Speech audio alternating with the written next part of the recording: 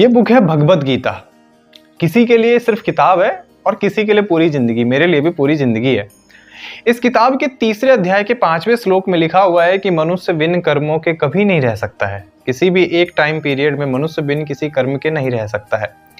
आप और मैं जब नौकरी करते हैं ना, तो उसको अपना कर्म मान लेते हैं कि भाई मैं नौकरी कर रहा हूँ तभी कर्म कर रहा हूँ, यानी कि काम कर रहा हूँ, क्रिया कर रहा हूँ।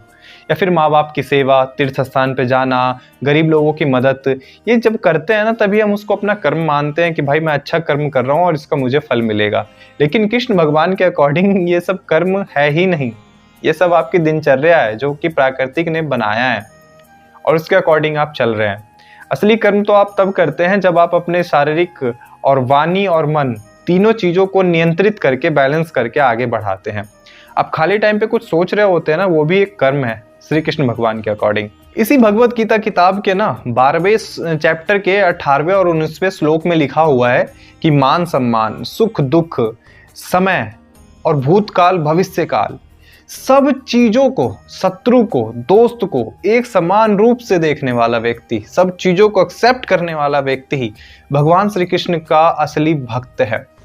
होता क्या है ना कि हम बड़े आसानी से किसी के ऊपर आरोप लगा देते हैं कि उसने मेरे साथ गलत किया, मैंने उसके साथ सही किया था, और कोई मेरे को छोड़ के चला गया, मेरे पेरेंट्स मुझे मानते नहीं हैं। मतलब कई सारी चीज़ें हमारे दिमाग में थॉट आती है कि भगवान मेरे साथ हमेशा बुरा ही करता है।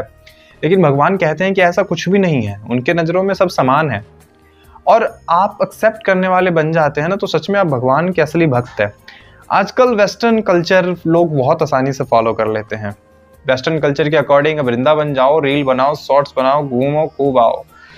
लेकिन मैं आपको पता है ये सारी बातें इस कारण बता रहा हूँ क्योंकि मैं एक नए चैनल से नई शुरुआत कर रहा हूँ, जीवन में भी, सोशल मीडिया पे भी और हर जगह। मेरे लाइफ में भी कुछ घटनाएं हुई जिसने मेरे को सिखाया, और पंडित घर से हूँ तो मैं इन चीज़ों को पहले से फॉलो करता था।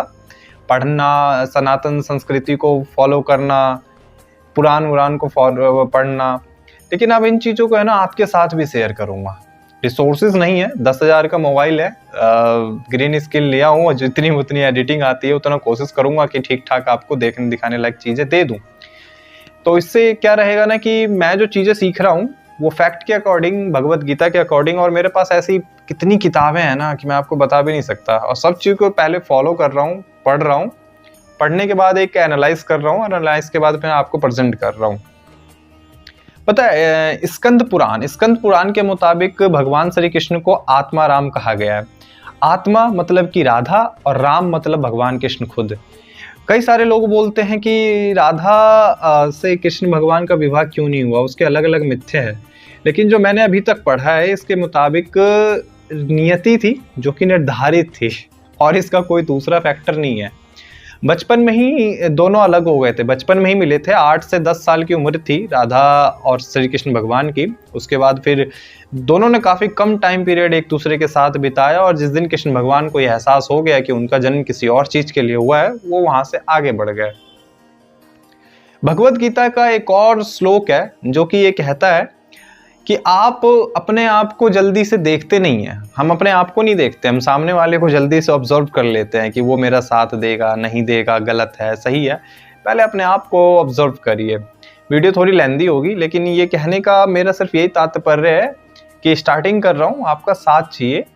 मैं भी कुछ सीखूंगा, आपको भी कुछ सिखाऊंगा, और यहाँ से एक नई यात्रा को शुरू करेंगे। एक और छोटी सी थ्योरी देना चाहता हूँ, एक जो मैं सबको देता हूँ। सतयुग, त्रेता, द्वापर और कलयुग, ये कलयुग चल रहा है जो कि खत्म युग है, कुछ नहीं है भाई, यहाँ पर सब समाप्त है। सतयुग में भगवान और असुर वो अलग अलग लोक में रहते थे। स्वर्ग लोक में भगवान का वास होता था, पृथ्वी पर असुर मतलब राक्षस रहते थे। लेकिन उसके बाद त्रेता में भगवान और जो राक्षस थे वो एक लोक पे आ गए, पृथ्वी पर। और उसके बाद द्वापर में एक परिवार में आ गए, श्री कृष्ण भगवान और मामा कंस। और कलयुग में है ना एक बॉडी के अंदर आ गए हैं। हमारे अंदर ही भगवान भी है, हमारे अंदर भी राक्षस भी है। तो इन चीजों को, किसी चीजों को आप करने से पहले ना आप सोच लीजिए कि आप किस प्रवृत्ति के हैं। मतलब आपका जो माइंडसेट है वो किस प्रवृत्ति का है, राक्षस या फिर भगवान। गलतियां जाने में हो जाती है ना तो वो अपराध होता है, और अनजाने में गलतियां होती है, जिसे अपने आप को ठीक करके, भूल कर, क्षमा मांग कर भगवान से, गुरुजन से आगे बढ़ना चाहिए। मेरे से भी कुछ मिस्टेक हुई हैं, मेरे को लगा कि वो मेरे नज़रिए से सही है लेकिन सामने वाले के नज़रिए से गलत है। माँ बाप, परिवार, भाई बहन, कई सारे चीज़ आजकल वेस्टर्न कल्चर में GF-VF का भी काफ़ी मैटर रहता है।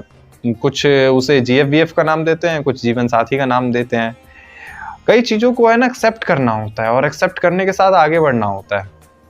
ज्ञान वाली वीडियो है, लंबी भी होगी, लेकिन है ना मेरे को फीडबैक जरूर दीजिएगा। पहली वीडियो है, थोड़ा लंबा बना रहा हूँ, लेकिन अब जो वीडियो आने वाली है आगे धीरे धीरे आएगी, समय के अकॉर्डिंग। मैं भी नौकरी करता हूँ, क्या करूँ, मजबूर हूँ। सही है गलत धीरे धीरे सब बताऊंगा। चैनल को सब्सक्राइब कर लीजिएगा। मिलते रहूंगा ऐसे ही वीडियो के साथ।